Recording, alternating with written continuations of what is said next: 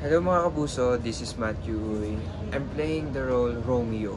Siyempre, masaya kasi mga kasing edad ko sila and then siyempre mga nakasama ko na sila before sa workshops, sa mga ganap, mga ganon, mga Thanksgiving, gala, ganon. So, parang hindi na ako nahihirapan mag-build ng connections with them kaya parang nagkaang na ng set and of course the directors, the productions, masaya sila kasama. Damay ko na sila.